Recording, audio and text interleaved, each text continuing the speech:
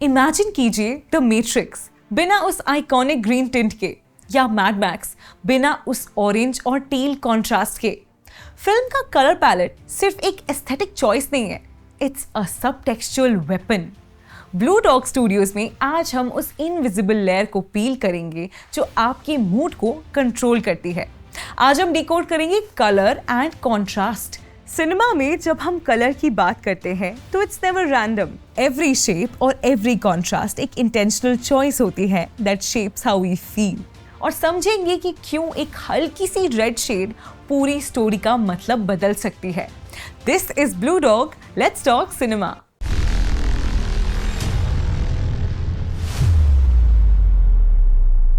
Welcome back. शुरू करते हैं बेसिक से। Colour theory. फिल्म मेकर्स रंगों को रैंडमली पिक नहीं करते, वो उन्हें रिलेशनल तरीके से यूज करते हैं। Complementary contrast. सबसे फेमस एग्जाम्पल है orange and teal. Skin tones usually orange warm spectrum में होते हैं और टील उसका ऑपोजिट होता है। ये कॉन्ट्रास्ट कैरेक्टर को बैकग्राउंड से पॉप करवाता है। One of the most profound tools is the balance between light and dark, high contrast, low contrast और flat look. Next, controlled pallets.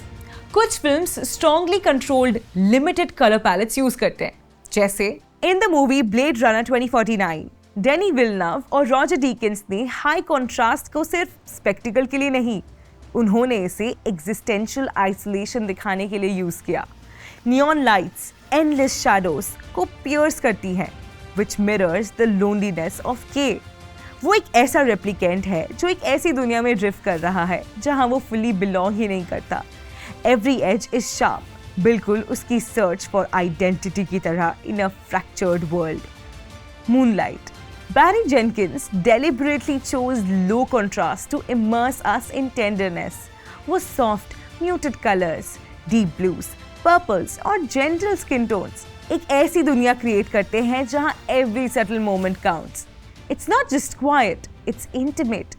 Jenkins low contrast use करते हैं to give the characters space. No harsh shadows, बस एक slow, breathing, emotional arc. The Grand Budapest Hotel by Wes Anderson, he knew कि एक flat look, pastel colors और perfectly balanced frames nostalgia evoke करेंगे। वो even lighting और symmetrical compositions हर moment को एक dream from another time बना देते हैं, जहाँ every single detail is curated. In each case, in directors ने contrast को सिर्फ style के लिए choose नहीं किया, they used it to reveal character, build tension या इमोशन को सॉफ्टनेस देने के लिए।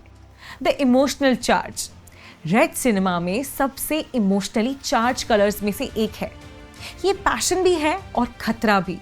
जब स्पीलबर्ग शिंडलर्स लिस्ट में the girl in the red coat दिखाते हैं तो वो ब्लैक एंड वाइट वर्ल्ड में एक इमोशनल वूंड की तरह लगता है।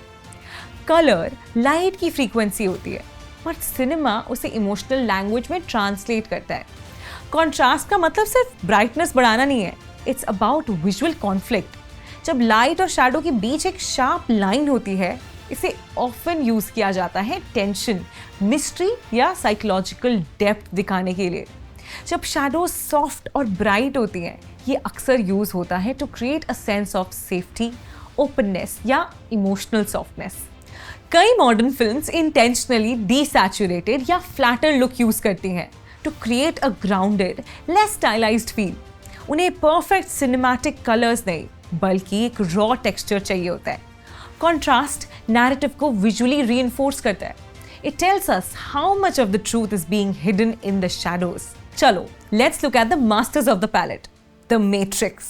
यहाँ green tint जो early computer displays और artificial digital environments की feel से inspired है, जब characters real world में होते हैं, पैलेट ज़्यादा कोल्ड और डीसैचुरेटेड हो जाता है। इसके बाद ला ला लैंड।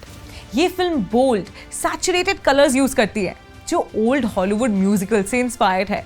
कलर यहाँ ऑप्टिमिज्म और ड्रीमिंग का सिंबल है। Next, the layers of white. Sanjay Leela Bhansali Gangubai में वाइट को सिर्फ प्योरिटी नहीं बल्कि मल्टीपल इमोशनल लेयर्स से सजेस्ट करने के लिए यूज करते हैं। इसीलिए फिल्म मेकिंग में कलर एक रूल नहीं, एक इंटेंशन होता है। हर पैलेट एक साइकोलॉजिकल टूल बन जाता है। ग्रेट डायरेक्टर्स कलर्स को ट्रांसलेट करते हैं, कॉपी नहीं। एक बड़ा मिसकंसेप्शन, ब्रो मूवी तो कैमरा पर ही ऐसी लग रही होगी। गलत। मॉडर्न कैमरास फ्लैट प्रोफाइल में शूट करते हैं ताकि मैक्सिमम डेटा कैप्चर हो सके। काफी हद तक मूड चेंज किया जा सकता है, बट लाइटिंग और प्रोडक्शन डिजाइन उसकी लिमिट्स डिफाइन करते हैं। सही कलर ग्रेडिंग वही है जो स्टोरी को सपोर्ट करे। अगर हॉरर मूवी वाइब्रेंट और पिंक है तो वो कॉन्ट्रास्ट अनकैनी फील करवाएगा। स्ट्रॉन्ग फिल्म मेकर्स अक्सर पैलेट को पहले ही प्लान करते हैं। They don't leave the soul of the film for the edit room. So what's the verdict? Colour is the emotional anchor. ये ऑडियंस के सबकॉन्शियस से डायरेक्टली कम्युनिकेट करता है। Contrast is a narrative support. ये characters के बीच की conflict को विजुअल फॉर्म देता है। हर फिल्म के दो मीनिंग्स होते हैं, one what they say in the dialogue and one what they show through the gradients.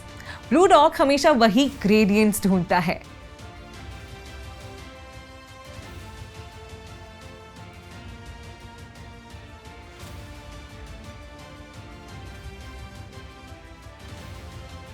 आपके लिए वो कौन सी फिल्म है जिसकी वाइब और कलर्स आपके दिमाग में कैद है? क्या वो in the mood for love का रेड है या हैदर का कोल्ड ब्लू? कमेंट्स पे बताइए, क्योंकि सिनेमा तभी जिंदा होता है जब वो आपकी आंखों के रास्ते आपकी सोल को टच करे। Subscribe to Blue Dog. हम सिनेमा के इन विजुअल ब्लूप्रिंट्स को डिकोड करते रहेंगे। Stay cinematic, stay colourful. Thanks for watching Blue Dog. Subscribe for more cinema breakdowns, filmmaking insights, and stories from behind the scenes. See you soon.